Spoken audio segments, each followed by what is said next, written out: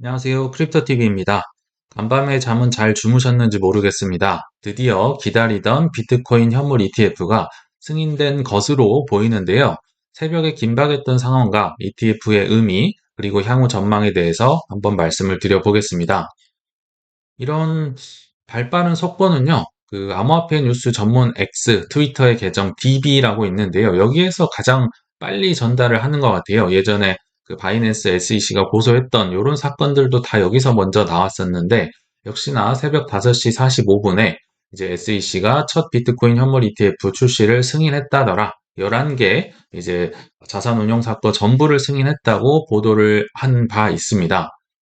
근데 제가 아까 현물 ETF가 승인된 것으로 보인다고 말씀을 드렸는데요. 여러 정황은 있는데 SEC 홈페이지를 가면 이게 표시가 되질 않습니다.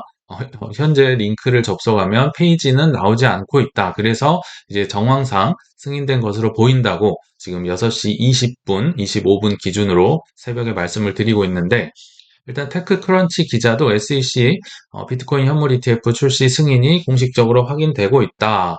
이제 기자님도 얘기를 하고 있고요. ETF 전문가가 두 명이 있잖아요. 한 분은 에릭 발주나스, 한 분은 세이파트인데 두 분 역시 ETF 승인이 된 것 같다. 그러나 명령 서류 SEC 홈페이지 들어가 보니까 삭제가 됐는데 내가 볼 땐 이건 정확한 것 같다.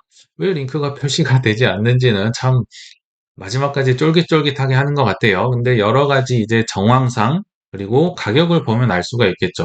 비트코인 가격을 이제 업비트 창에서 보면요. 비트코인은 그렇게까지 막 급등락이 있진 않은데요. 제가 어저께 좀 언급을 했었던 이더리움 또는 이제 덴쿤 업그레이드를 앞두고 있어서 레이어 2가 각광을 받을 텐데요. 그런 뭐 아비트럼이나 폴리곤이나 뭐 심지어 이더리움 클래식까지 번쩍번쩍 하는 걸 볼 때 ETF가 승인이 된게 뭐 확실한 것 같다. 이렇게 추정이 되고 있습니다. 지금 SEC에서 공식 발표가 나오지 않은 점 양해를 해주시면 좋을 것 같습니다. 사실 저는 밤에 거의 날을 샜는데요. 난리 부르스였던 간밤에 정말 다급했는데 폭풍 전야 같은 상황을 조금은 요약을 해보자면요. 온갖 추측과 뭐 이런 게 계속 난무했었습니다. 일단 새벽 뭐 3시 44분에도 블룸버그 터미널에서 11개의 비트코인 현물 ETF가 상장 대기 중 상태로 추가된 상태다. 다들 대기하고 있다는 거죠. 그리고 이제 간밤에 가장 획을 그었던 사건이 CBOE라고 해서 미국 이제 뭐 시카고 옵션 거래소죠. 여기서 내일 비트코인 현물 ETF 거래 개시 예정. 그냥 발표가 빵 나버렸습니다. 또 DB에서 퍼다 날랐네요. 그리고 여러 이제 매체에서 확인 결과 이제 6개 종류의 ETF 목록이 이제 CBOE의 현물 ETF 이제 추가가 돼 버렸던 건데요. 이게 조금 이제 다소 빠른 거잖아요. 아까 공식 발표가 있기 전인데 이렇게 상장을 추가해 버렸다는 게 이제 나중에는 신고서 철회를 하는 해프닝까지 정말 난리 부르스였죠. 아까 6개, 그러니까 정식적으로는 11개가 이제 다 상장이 아마 신청이 된 걸로 알고 있고 승인이 된 걸로 알고 있지만 새벽 중에는 그 중에 6개 아크 인베스먼트, 피델리티, 프랭클린 템플턴, 인베스코, 바네크, 위즈덤 트리 요런 친구들이 이제 뭐 ETF가 추가가 됐었다. 근데 우리한테 중요한 건 아크 인베스트먼트였잖아요. 아크가 되냐 안 되느냐에 따라서 이 최종 마감이 1월 10일이기 때문에 지금 다들 이렇게 1월 10일을 기다렸던 거고요. 그러니까 CBOE에서 이 상장 신고서를 철회하는 해프닝을 보였습니다. 제출된 것은 맞는데 실수로 CBOE가 섣부른 신청을 한 것 같다고 미국 금융 전문 변호사가 이제 뭐 변호를 한 거죠. 기다려야겠죠. SEC로부터 이 19B-4 서류 승인을 받을 때까지 기다려야 했었다. 참 간밤에 또 재밌는 일이 많이 있었고요. 그 전으로 또 거슬러 올라가면요. 정말 별의 분이 다 계신 것 같아요. 믿는 분, 미리 산 분, 아직도 아니라는 분. 믿는 분은 당연히 아크 인베스트먼트, 돈나무 언니겠죠. SEC 해킹에도 불구하고 ETF 승인 결정 지연되지 않을 것이다. 이거는 정말 대단한 것 같습니다.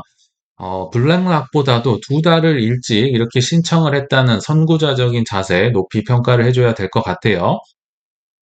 그리고 이제 뭐 1월 11일 목요일 날 5시 20분 새벽에 ETF 승인 여부 앞두고 이더리움이요 8% 급등을 할 때 이거 조금 느낌이 좋구나 저는 이렇게 생각을 했었어요. 저는 이더리움이 다음에 갈 거라고 확신을 하고 있었고요.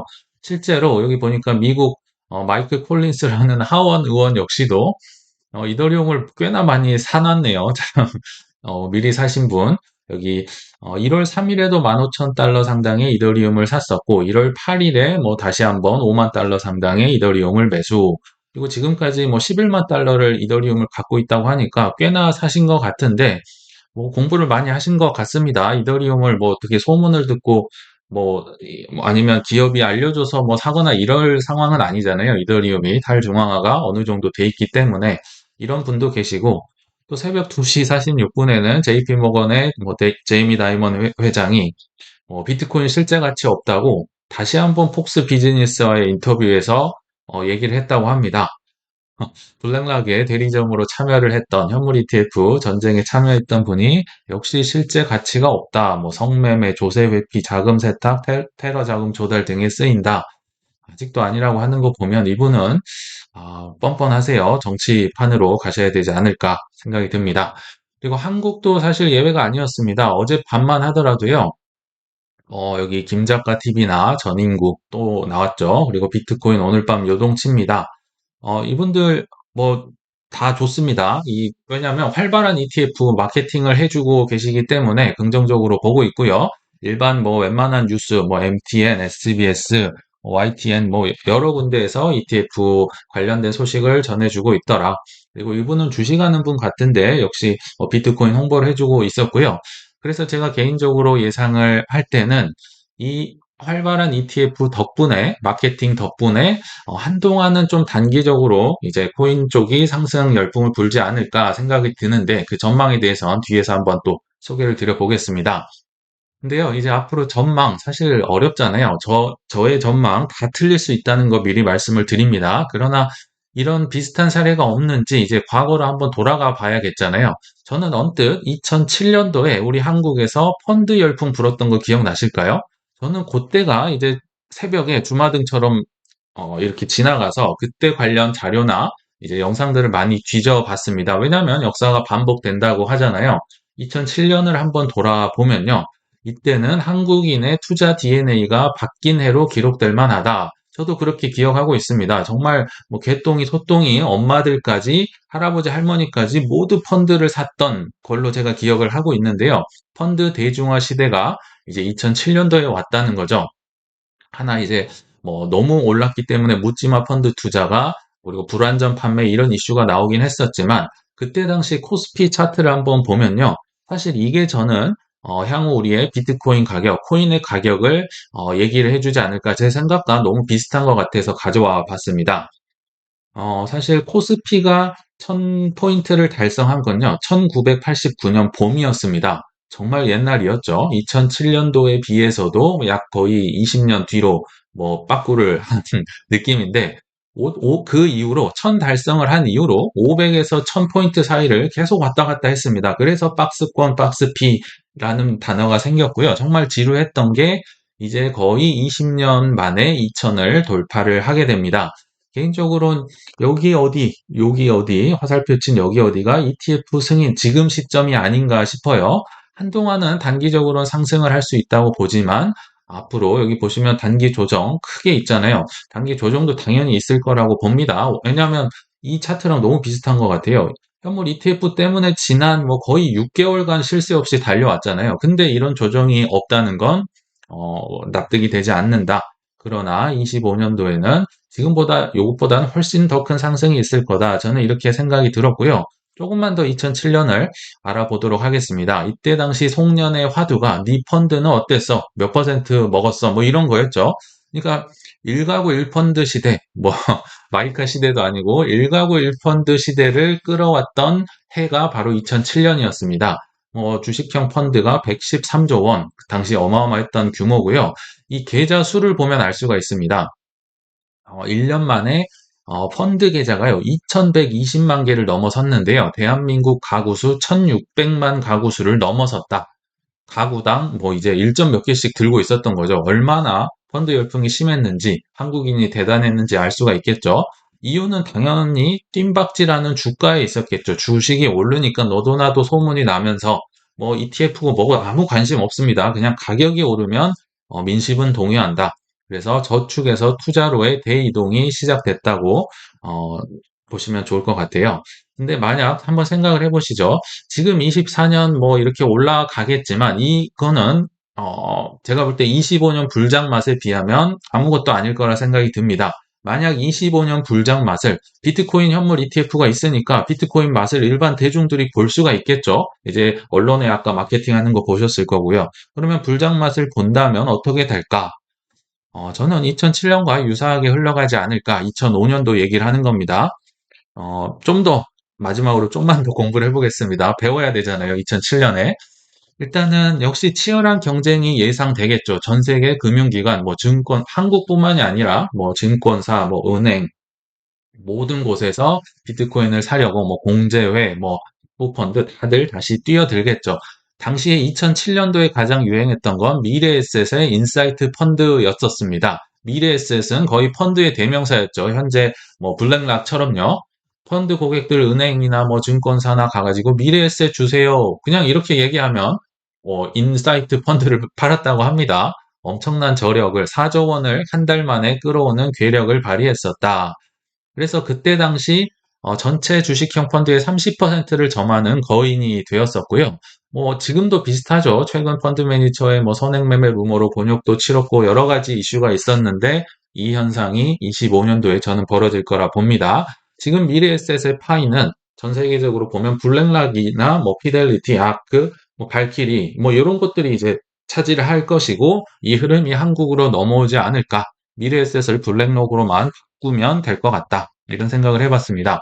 그러면 이제 매우 틀릴 수 있지만 단기나 뭐 장기 전망을 한번 말씀을 드려보겠습니다. 그래도 제 생각을 전달을 해야 되니까요.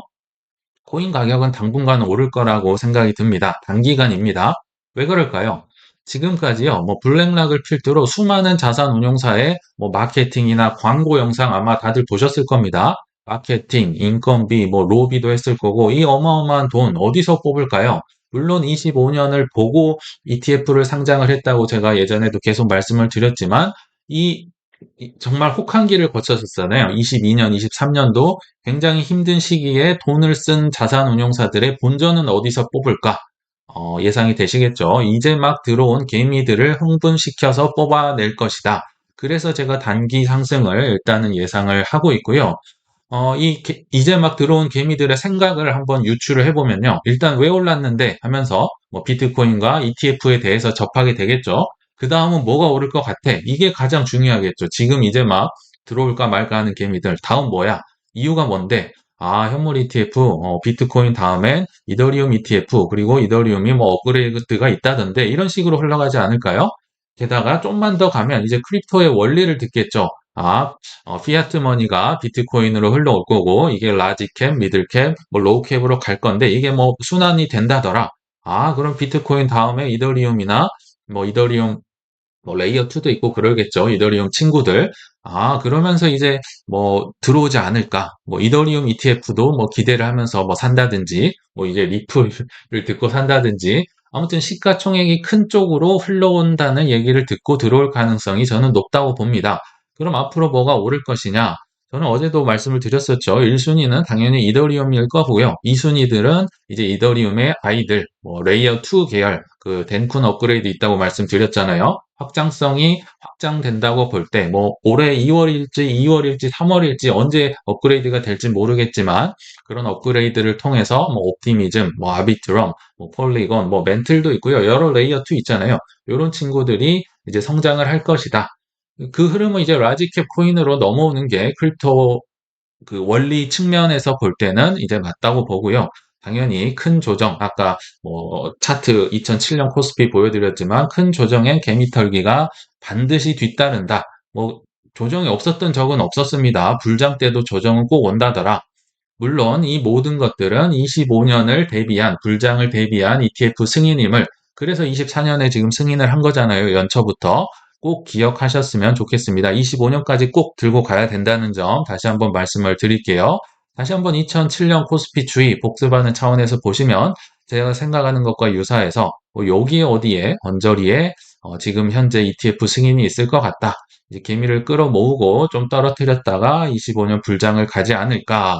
이런 매우 틀릴 수 있는 이제 추측은 해봤습니다. 그러나 25년 불장 추측은 저는 뭐 100% 확신을 하기 때문에 그거는 제가 확신을 한다. 이제 말씀을 드려야 될 것 같고요. 그래서 결론에 왔습니다. 어차피 근데요, 종착역은 25년입니다. 멀리서 지켜보는 인내심이 필요하다. 우리의 비트코인은요, 2009년에 0원, 빵원, 0달러로 이 세상에 등장했었습니다. 그 비트코인은 그간 숱한 전 세계의 정부의 규제와 탄압, 해킹, 거래소 폐쇄, 테라루나, FTX 사태 등을 거치면서 살아남았습니다. ETF라는 대중적 인기 없이도 이뤄낸 성과이며, 사실 ETF는 월가 탐욕의 산물이지 비트코인의 본질과는 큰 상관이 없고 오히려 반대되는 경향이 있겠죠. 장기적 관점으로 비트코인 ETF는 이제 수많은 옆집, 뒷집, 앞집 할머니, 할아버지들마저 끌어들이는 은행의 최고의 상품 중 하나로 저는 등극할 거라고 생각이 듭니다. 25년 불장 때 비트코인의 수익률을 능가할 펀드는 아마 거의 없을 테니까요. 하나의 이벤트에 일희일비하기보다는 지금까지 잘해왔던 비트코인, 이더리움을 믿고 25년까지 꿋꿋하게 들고 갈 수 있는 투자자분들이 이 방송을 듣고 많이 생겨나시길 바라며 오늘 영상을 마치겠습니다. 시청 감사합니다.